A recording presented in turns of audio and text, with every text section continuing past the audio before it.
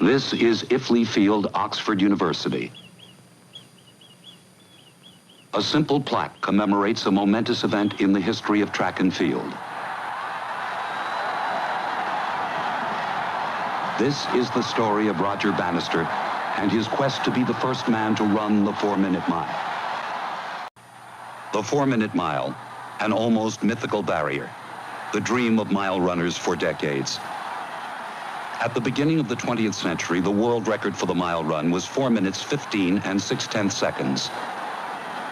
Then, in the 1920s, the incomparable Paavo Nurmi of Finland lowered that mark by more than 5 seconds.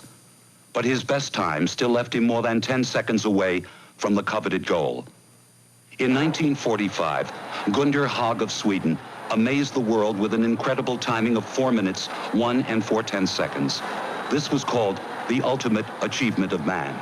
4 minutes at the present time is nothing at all. In fact, 1,000 times or more than 1,000 times it's been broken since that time. But at the time, it was an absolutely monumental task because the vast majority of people didn't believe it was possible. They thought it was impossible. I think that the British scientists added to it, saying that that was an impossibility. A human being couldn't stand it.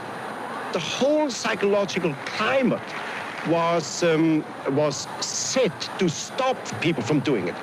And as a result, it was the dream mile. People in the emotional sense believed it was an impossibility. It was a sort of a climbing of a Mount Everest. This is Ross and Norris McWhirter, who gained international fame as the editors and publishers of the Guinness Book of Records. They were Bannister's colleagues at Oxford. They too were called in for the attempt on the 4-minute mile. Our role was to keep Roger supplied with information from all over the world about what his rivals were doing, not just the times they did, but more detailed information about the lap times and the tactics. And in that way, to some extent, kept him fired with the urgency to do it first. Roger was always sensitive to what he used to call the burden of expectation.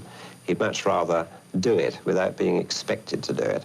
And therefore, I only told a few people in the press, particular friends, that they would be advised, I think that's the words I use, they'd be advised to be present at this rather small meet at Oxford because they'd regret it if they weren't, and some of them took the hint. On the cold, dark, windy afternoon of May 6th, 1954, with about 1,000 spectators watching, 6 runners lined up for the start of the 1-mile run in a dual meet between Oxford and a British amateur athletic team. Representing the British AAA, Chris Brasher, Chris Chataway, and Roger Bannister. Just as we had gone past the bell, the time was given to us of 3 minutes. I followed him round the last bend, gradually getting impatient to overtake him, so I kept behind him and then leapt past him on the back straight. Then I had 300 or so yards to run on my own. I began to feel, really for the first time, fatigue. And then there's a moment when time seems to slow up. The finishing tape, instead of getting near, it almost seems to recede. I knew that I was getting very tired, and I more or less flung myself at the tape. And I knew, though, that I must have been very, very close if I hadn't, in fact, done the 4-minute mile. We waited for the official announcement. And Norris McWhirter, bless his heart, whether it was intended or not, but he really did drag out the drama. I remember the words as clearly as if it was yesterday. What I said was, ladies and gentlemen, here is the result of event number 9, the 1 mile. First, number 41, that was a number on his chest, R.G. Bannister of Exeter and Merton Colleges for the Amateur Athletic Association, with a time which is a new meeting and track record, and which, subject to ratification, will be a new English native, British national, British all-comers, European, British Commonwealth, and world's record, in other words, a crescendo. The time is 3 minutes, and then whatever it was. I think In 1975, Roger Bannister was knighted by Queen Elizabeth. Said Bannister, "Records should be the servants, not the masters of the athlete. The importance of competition is the need to feel our bodies have a skill and energy of their own, apart from machines. Running brings a joy, a freedom, a challenge, not found anywhere." Sir Roger Bannister. His records many times have been broken since that dark, cold day at Iffley Stadium, Oxford. But one record can never be broken. Roger Bannister will be for all time remembered as the first man to break the 4-minute mile.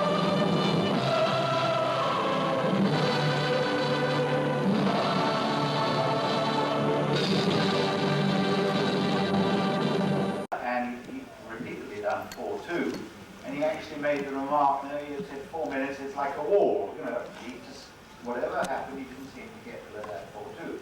Well, I was being a physiologist, I knew it was no wall. I mean, it was, physiologically it was possible. The difference between 4-2 and 4 minutes is about 16 yards. That's something, that's about something. And it might be a psychological barrier, but it's not a medical, a physiological barrier. So he hadn't done it, but he'd already planned to come to Scandinavia, which is one of the homes of distance running, and the Scandinavians promised him everything. So if you come here to Scandinavia, we'll arrange the track, we'll arrange the pacemakers, we'll arrange the weather, and you'll sure do a 4-minute mile here in Scandinavia. So the object was to do it as quickly as possible in Oxford, and the first proper meeting at which it was, there was going to be a meeting that could be satisfactorily organised was between the Amateur Athletic Association, a team picked by the Amateur Athletic Association, and I could have a hand in the picking of it, and the students of the university. And so the other members of the team included Chris Brasher, who'd been a Cambridge runner at my time, and Chris Chataway, an Oxford runner. Chataway and I had both competed in the Helsinki Olympics, and I had been run very disappointingly, and had I run better in Helsinki, I might very well have retired because I was getting the clinical part of my medical work. But I came fourth. Everybody expected me to win a gold medal, but didn't. I was very upset, and the press was very, very upset. So they told me how I should have done it. If only I'd listened to them, and I won a gold medal, and I had to take all this. And I thought, well, I'll give it 2 more years, and that brings to 54. There were no Olympics, so the best I can do is to have the Empire Games, as they were then called, and the European Games, and see what I can do in those. So anyway, we get to May 1954, and Brasher, who was about a 4:12 miler, had said, well, I reckon I can run 800 meters or 880 yards, half a mile in 2 minutes. He said, I might blow up after that, but I can do it. So, and Chataway was a much better runner, and he went on to hold the world record of 5,000 meters, and he very dramatically had the effrontery to overtake Zatopek, some of you remember Zatopek, in the 5,000 meters on the last bend, but he was so tired, having overtaken him, that he then tripped and fell. I didn't think he was pushed, and he was out of that race. So he had a bad Olympics too. But anyway, he thought he could do the 3/4 mile in 3 minutes. And so that's the plan, and you saw in those excerpts that I got rather impatient because I hadn't been running for several days. I never ran for about 4 days before a big race, so I was really full of running. And I said to Brasher, look, you shouted to him, so I was running behind him. I said, look, you gotta go faster, go faster. And he fortunately kept his head. All he had to do was to run two laps and end up the half mile in 2 minutes. And so he said 3.5, he said, well, I couldn't run any faster. There's no point in telling me to go fast, I couldn't go any faster. But so anyway, he got through the first lap he went through in 57.8, I think, which would mean that I would go through at about 58.5. If you allow for the extra speed at the start in order to get a position, you build up a bit of lactate from 0 to a sort of moderate working level of lactate, and then you settle down. And we got through the 2 minute, half in 2 minutes, and Chris got through the 3/4 in just over 3 minutes. And so the last lap I did it in just under 59. So that was that. And then what happened was that Landy duly arrived in Finland, and they laid out all the tracks and all the pacemakers and so on. And sure enough, oh, by the way, I think I should just say this, that it was a terrible day in Oxford, and I spent most of the day deciding whether it was worthwhile doing it, because trying it, because on a very windy day, and England, I don't know what the winds are like in Cincinnati, but England's very windy. It sits there on the edge of the Atlantic Ocean, and weather comes in, and lots of rain, and this was very early in May, and a very, very high wind. And I reckoned that I was going to have to do 3:56 in these conditions, the equivalent of 3:56, to get under 4 minutes under these conditions. So I felt, well, if I, kill myself, almost kill myself under these conditions and just fail, then, my enthusiasm for doing it would have subsided, and why not wait for another few weeks and have some ideal conditions? And then I thought in my head, well, there's Landy, and he's arriving, and this race is set up. Braysher and Chataway have said they will see it's a decent pace. They're getting impatient. They were saying, well, why didn't you make up your mind? We're here, and it's half an hour to go, and you haven't told us whether the record attempt's on or not, you see. So, and I thought, well, I might not get another chance, and I might sit around for the rest of my life saying, well, why didn't I bother to try, and so on. So anyway, perhaps I was just keeping a certain amount of indecision going, but that was the background of actually attempting it, and the conditions were far from ideal. John Landy ran exactly the same kind of time in the first part of the race. Conditions were ideal, and he broke my record. And so, there was I thinking perhaps, well, this is something people waited 9 years to do. I might be allowed to hold it for a bit longer than 6 or 7 weeks. I thought that was but then I come to the point that I started with, that I didn't really think that the time itself was the point of athletics or racing. The real point is who can, on a set day, in a major competition, Olympics or Empire Games or European Games, prove that he can deliver the performance on those circumstances which everyone shares, and there is no built-in pacemaking. So the scene was then set for the race against Landy in August, and I wanted to persuade him,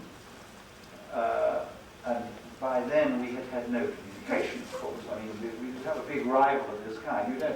You're not ringing one another up all the time saying, how's your training going? But what I wanted to do was to make him feel that he had no chance of beating me unless he led from the beginning, so that I would, in fact, have a pacemaker, and that the public would have a fast race.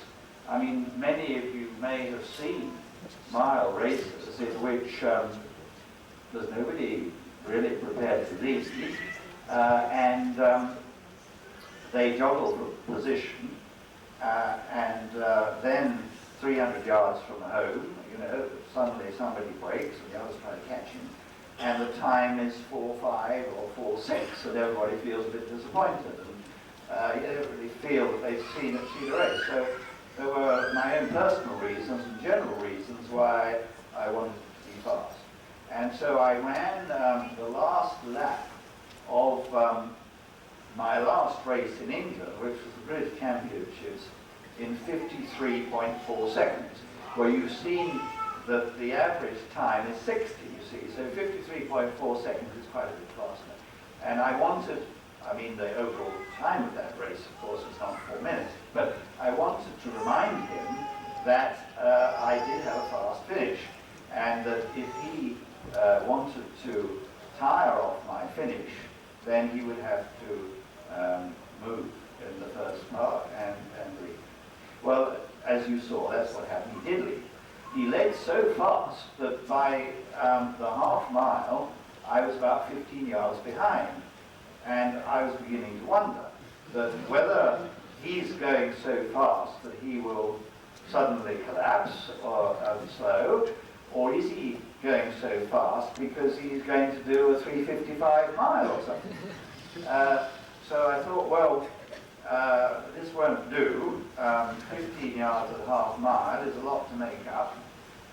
But I worked very hard in the third lap. Usually the third lap in a mile is the lap in which you rest a bit, and you prepare yourself to have something left at the finish. But I spent the third lap catching him up, and I got to his shoulder at the time of the bell. That is at the end of 3 laps. And I then, quote, did rest a bit around the back straight, but subsequently John Landy has told me that he realized that he had to get away from me in the back straight, that he couldn't leave it until the final straight. So he was, in fact, piling on the pressure during the back straight again. And what was not, I think, mentioned in the company of that film was that I decided that if it was a fast race, I would try to overtake him on the last corner, because that is where there's an element of surprise, because you have to run extra distance, and runners don't like running any extra distance. They'd rather keep on the inside lane. But I realized he wouldn't expect it. And indeed, his curiosity as to where I was so great that he actually looked over his left shoulder as he was coming into the last part of the bend. And he knew that because of the curve of the bend, if he dropped me on the back straight, he would be able to see where I was without looking 180 degrees. And the human neck won't turn 180 degrees. And if you try, then you may stumble forward. But anyway, he looked. And while he was looking, I went round the outside. So when he looked ahead, I had in fact got a couple of yards.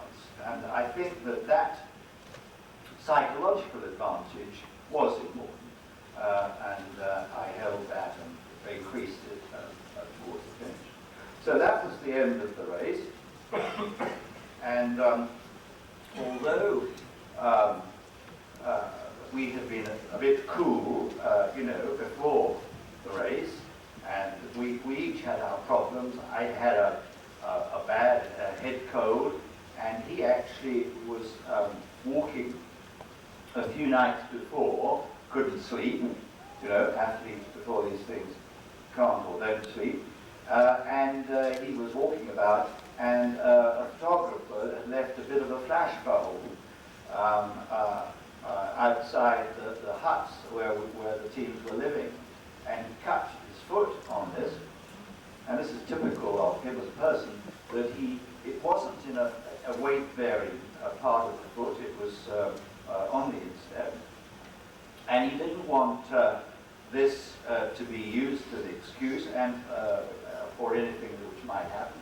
And so he went to the team doctor, and the team doctor, because of this cut, did actually put a stitch or two in, and that was that. But I thought it was rather typical that he didn't let this particular incident leak out.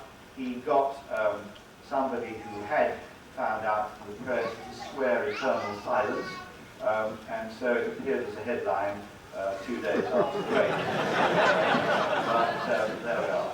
But anyway, I've since then, Landy's been a good friend of mine. I meet him pretty regularly.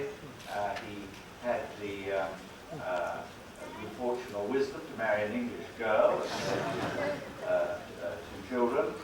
One of their sons is quite a reasonable distance runner. And I last saw him and he gave a party at his home in Melbourne. So that's what happened to him. I might tell you what's happened to the others, actually. Chris Chataway became a member of Parliament, and he has recently retired as chairman of something called the Civil Airways Authority, which is a big board running our regulation of our airways, and he was knighted for this activity this last year. And Chris Brasher has had a number of awards as a journalist for environmental journalism, and he founded the London Marathon, and the London Marathon has even more than the New York Marathon. Now, he's a kind of competitive chap, and he wanted the London Marathon to be just bigger. I think about 33,000 sign up, and a little under 30,000 run.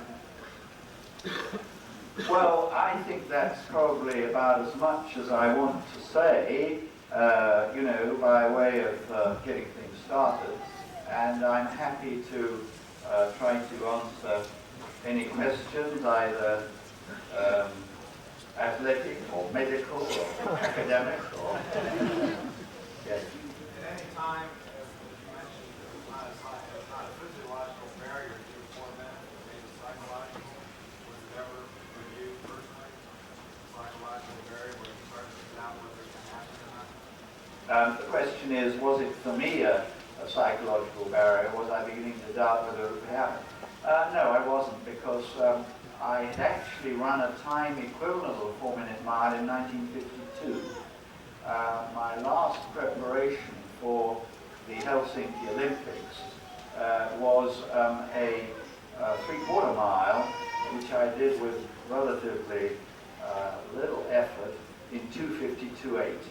And that is a speed 8 seconds, 7 seconds under the 4-minute mile. And I always calculated that whatever I could do over 3/4 of a mile on a training day, I could in fact carry on for another lap at that speed. So it was never a question, as far as I was concerned. It was only a question of whether I could do it quickly enough. Doctor, what was your training routine for about 2 or 3 weeks before that record-breaking run? Well, I was one of the least diligent trainers, probably, and that cost me the title, I guess, in Helsinki. Because the chap who won it was trained by Waldemar Gerschler, who had been training the German team even before the war, and he had absorbed the details at the end of the war of the Swedish training, and it involved a lot of interval running and speed play work and of a great intensity. And that was why Joseph Bartel had the necessary toughness to run 3 races on 3 successive days and still have a finish. I would, about 1 day a week, I would run fast and slow quarter miles, the fast ones being in about 58, 59 seconds, and then taking up to 3 minutes to recover. So the whole of that training would take half an hour, because if you add up, that's 20 laps divided by 4 comes to 5. So it was about 5 miles of running fast and slow. And for the rest of the week, I would be running on grass. Near my home, there were the cricket fields of a school, which were on a slope. And so I would run up and down this slope. The total area around the field was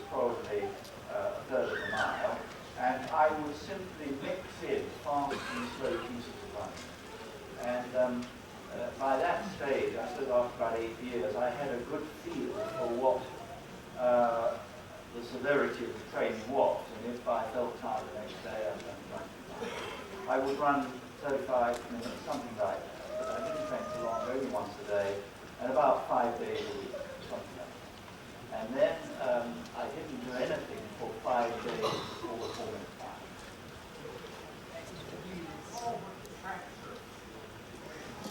Oh, it was very rough cinders, and they were electricity power station ash, which had a bit of oil in it.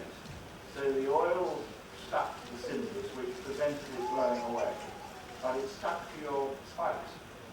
So I remember the morning of the race, I was rubbing graphite into my spikes so that they would go in and out more cleanly from the cinder. But it's reckoned, those Sebastian Coe, who I think probably the greatest one for 50 years, he reckons that the new tracks are worth about a second a lap over the mile. So that you take 4 seconds off to find out what people are using. Do you still have your running spikes from the 4-minute mile? They are somewhere, but I've read about 80 moves in my life, and there's a lot of clobber that gets pushed around. I think I know that my vest is in the Smithsonian Museum for some curious reason. How old were you when you got interested in running and when you realized that you were an elite runner, and did your parents encourage you? Yes, I was always very impatient, still am, and I used to move around as a boy quite fast, never sort of walking. And then I won my first race, which was age 11, which was a cross-country race over 2.5 miles. And it was a race for all the boys at the school up to the age of 14. So I was 2 or 3 years younger than them. And I was saying yesterday, actually, there was no school bus service during my childhood. And I lived on one side of the town. I was living in the West Country in Bath, on the top of one hill. And the school was, I suppose, 1.5 miles, 2 miles away on the other side of the hill. And so I got all my training going to and from school, including some minor altitude work. Somebody good.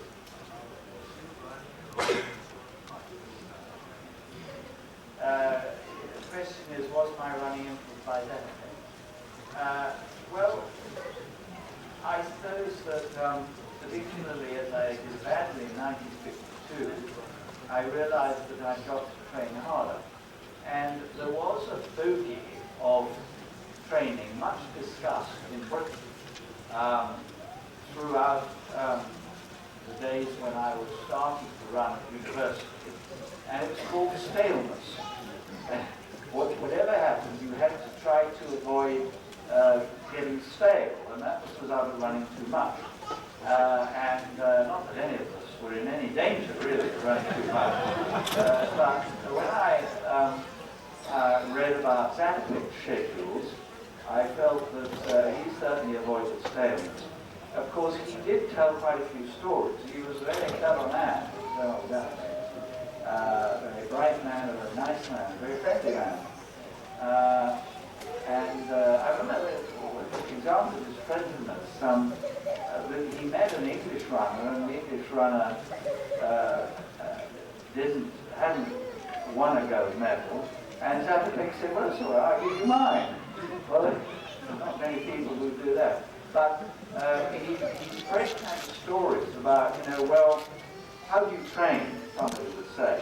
And he'd say, well, what I do is, you see, I'm in the army, and I got a very heavy pair of boots. And so I put on my heaviest army boots, and I then go and run for 25 miles, Not steadily, I sprint, of course, quite frequently. And now he said, well, I think it's very important to have strong shoulders, and so sometimes I sprint and I carry my wife on my back. His wife was called Daniela Zatapakova, and she herself was a gold medalist, Olympic javelin thrower. So he used to tell these stories, but there's no doubt that he quite deliberately trained more than anyone else. And if you look at the curves of world records, you'll find that sprint records haven't changed very much, distance records moderately, but the real improvement has been knocking minutes off 5,000 and 10,000 meters, because these events are limited by how much oxygen you can move. They're not the fixed content, the result of activity of sudden twitch fibers. And you can improve your oxygen uptake if you train really hard, and that's what you do.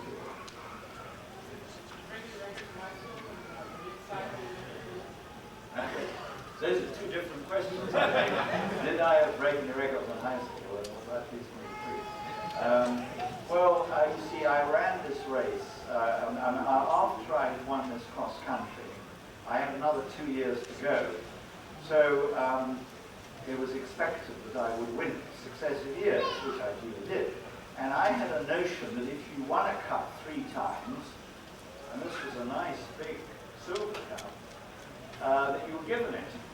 So I was hoping that when I went the 3rd time, the school would give me this cup, which was quite valuable. But that's not the way of life. They wanted to keep it for other people. But the staff had heard that I had been very bitterly disappointed that I hadn't got this case, this cup. So they got a nice silver cup, which was which they had made especially, and that I suppose is the first cup I ever won, so it's probably my most precious. And then I did become, athletics was not regarded as a sport. At that time in Britain, the only sports which were taken really seriously were team sports, competitive sports, cricket and rugby. And so there was no real training for sports, but there was a day in which it was a sports day, and you did different events, and I think I did do the same afternoon, a quarter mile, half mile, probably a mile, and so I got the award. I'm not quite sure what you want me to say about the Queen. She's a very gracious lady, and she's now, her mother is 95 and has recently had a hip operation, and she is 68 and doing quite well. You asked about family. Well, I only discovered I'm not quite sure when I did discover this, but my father came from Lancashire, and he went to a school in Cone, and he left school at 13 or 14 and took an exam to get into the civil service, because in Lancashire at the time, the cotton industry was having one of its periodic financial crises, and he was the youngest of 11 children, and the notion was get out of Lancashire. So he did get out of Lancashire and came south, and I was born in London. But the point of the story is that they did have a school race, whether it was sports day, and the race was over a mile, and he did win it, and he had a little gold medallion, which I had, which he presented. So there is evidence that he was capable, and had he had my opportunities, could have been a good act. He was shorter than me, but lighter than I was. But there you are, there's the fact matter. And I may say that his training, I mean, you will think that I'm, the lady mayor is not here anymore. before, but I was going to say, you'd think that this talk is entirely an argument against the school bus service. But he lived even further away from the school than I did. He lived on the Pennines, and I thought went to school. And I mean, I just make the point that the Kenyan runners, who are very good, they're good partly because of altitude, but they're good partly because they do have habitual, continuous running, jogging activity as part of their childhood. Now, yes. What were your 800 and 1500 yards? How low do you think the current record goes?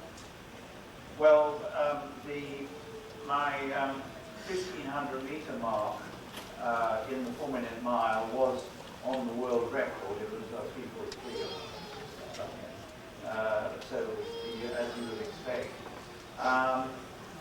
Although I quickened up a bit probably over the last 120 hours. What I lacked was really any capacity for fast 800 meter running, and I would have been a better miler if I had done even 400 meter running, I think. Although I did do 400s in training. I would have tried a 400 meter competitively once in a relay, and I pulled the muscle, hamstring muscle, the only muscle I ever pulled. So you've got to, I wasn't tuned up for that kind of force of running. But I ran 800 meters when I didn't want to risk what I fondly imagined was my reputation over a mile. And I was recalling yesterday that after I stopped training, of course, completely after the 4-minute mile, and had a bit of dolce vita for a few weeks, and I came to America, actually I was sent to America to do some appearances, and then I got back and I was told, well, you can't not run in the next meet. I got my races planned out, and there was a very big meeting in my White City. And when it covered, they won't put up with that. You have a duty, you have a loyalty to your public now. You've got to run. So I said, oh, well, you know, I'm not in any sort of shape to run. And so I said, okay, well, I'll run the 800 meters. And of course, I ran, and I was beaten. And it was a very muddy day, and this track I'm talking about was splashed all over my face. And so there was the biggest headline you've ever seen. I think it was bigger than the headline 4-minute miles. Here's mud in your eyes. So I want you to realize that all the athletes who may have some ephemeral success have had lots of ups and downs, and big disappointments. And I think that's very important. Now, your question was about the 800 meters, and I think it was intended to be more general. And so I would just make one comment, and that is that why I rate Sebastian Coe very highly is that the existing 800 meter world record is the longest standing track record. And it was set up 14 years ago, and is 141 point something. And I think that is a measure of his superiority over 800 meters, that the record could survive that long. He was, of course, very good at the 1500th mile, the one in the Moscow Olympics, but probably over that might have been better, but they only raced against one another once. And runners who are equally good, if they come from the same country, don't often race against one another. I could explain that if you wish, but I think it's probably very obvious. Yes? What were the circumstances leading up to the race as far as the media goes? Was there a lot of hype for the 9 years before? And then when did you get caught up in that thing? How did you run the 4-minute mile? well, people were increasingly talking about it, but I did not announce in the race in May that I was going to attempt the 4-minute mile. I thought that would have been foolish because although the conditions were bad and I eventually chose to attempt it, the conditions could have been utterly impossible. I mean, I could have been a hurricane, and I did not want to be trapped by having made a promise. I wanted to maintain the semblance of some freedom up to the last minute. So people said, well, you know, will this be a record attempt? But it was not announced as such. And there was more hype afterwards. Doctor, you went on to have a medical career. When you were the leading runner in the world, would it have been possible to have a career as a runner? No, quite impossible. And that was why I took up running as a student activity, really. And I always said that the day I qualify, I will then stop running. And I qualified 6 weeks after the 4-minute mile, and I, was doing various other exams through till September, and then I started an internship in September. So it's really quite incompatible. I mean, I regard myself as rather fortunate in having had a ready-made exit. I think some runners today, if the training demands to run so much faster as they now do, are so great, it means that they're rather driven into some form of athletics or sport as a career, which was not what I had in mind. Yes, lady. What was the last race that you ran competitively? Well, the last one was 3 weeks after the race against John Landy in the Empire Games, or the European thing. And in a sense, that was really very much like the Olympics without John Landy, because he came from Australia, didn't qualify, and with Wes Santee gone, there wasn't at that stage a leading American contender. So really all the other leading 1500-meter runners in the world were virtually in that race. And it was a tougher race physically than the Empire Games. In the Empire Games race, 2 of us were pretty good, but the others, Stone was good. There were 4 that were good, but they weren't all just in getting in the way.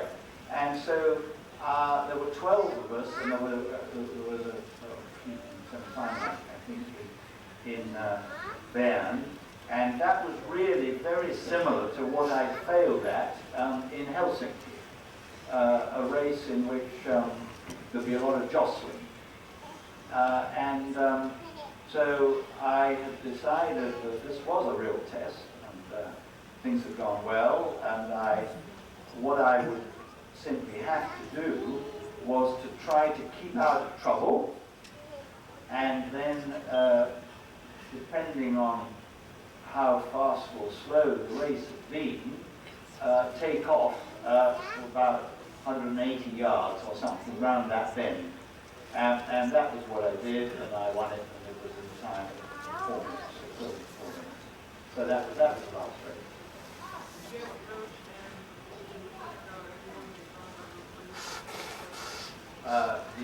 The answer is, did I have a coach, and do I think anybody will run under 340?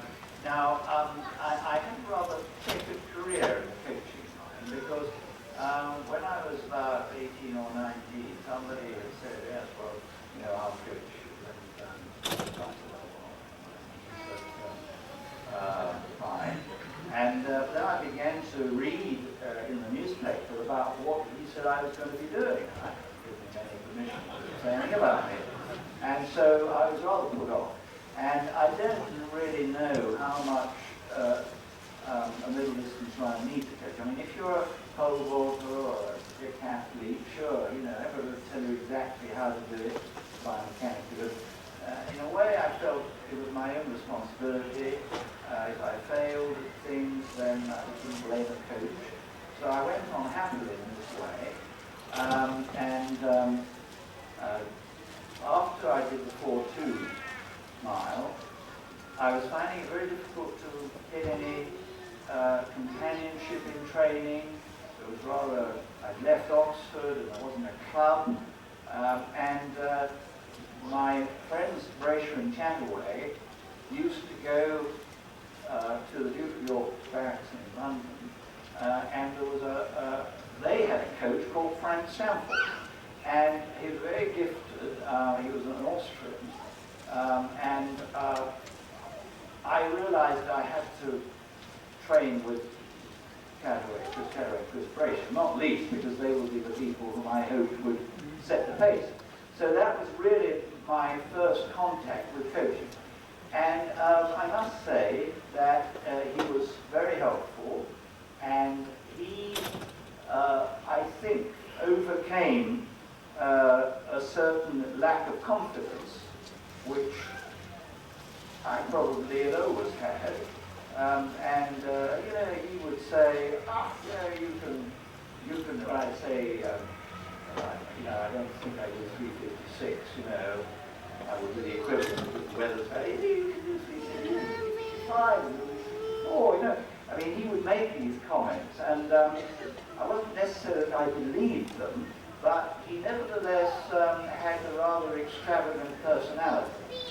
And so he did play a part in my feelings, and he played an important part because the Chataway and Braysher were devoted to him, indeed transformed Braysher from a 4.12 miler into an Olympic steeplechase gold medalist, and neither Chataway or I won Olympic gold medal, so that's what he was capable of doing. But anyway, he persuaded them that they had to do their part, as it were, and they accepted it more from him than they might have done, if I had run 3/4 miles. But from Chataway's point of view, of course, having to run a 3/4 mile leading on bad windy conditions, it was a sure way of him not running his fastest time. I think he did 4.7 that day to finish, but he did 4.748, although I'm glad to say 2 years later he also broke the 4-minute mile. That was the first part of the question. There was another part of the question, the later question, wasn't it? What was the other half of it? Oh, you see what? So I see in today's paper that I'm a bit misquoted. I said 3.5 minutes, but what I meant was the next century. And I think that the writer of the interviewer has rather implied that I think Nourdine Morselli is going to do it tomorrow. But he isn't going to do it tomorrow. And I doubt if he'll ever do it, but somebody might come along. One more question. Yes, the lady. Sorry, 2 questions. That really is the end, yes. When you were training seriously, did you cut out all alcoholic beverages, drinking any of them? And my second question is, do you still run today? Yes, you do. The answer is I didn't cut out alcoholic beverages. I thought they were part of a full life. Several parts of a full life.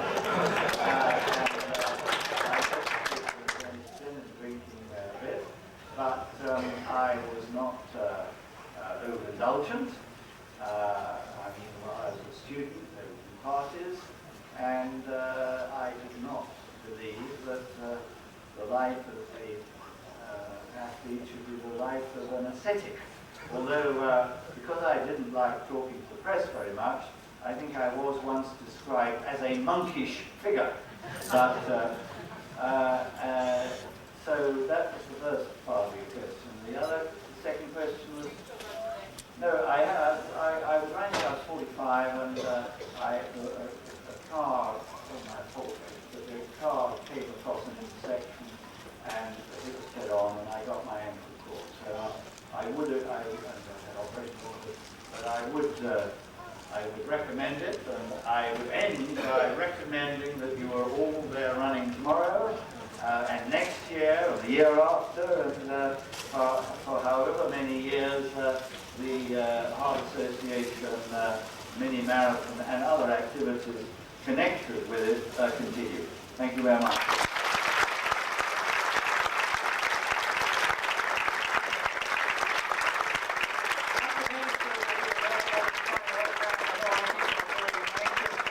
He will be over at the Choice Care booth, and so you can bring your posters or books or whatever you have. By the way, we do have copies, only about 100, or actually only about 19 left, of Dr. Bannister's autobiography, 4 Minute Mile, and we have a couple copies of that.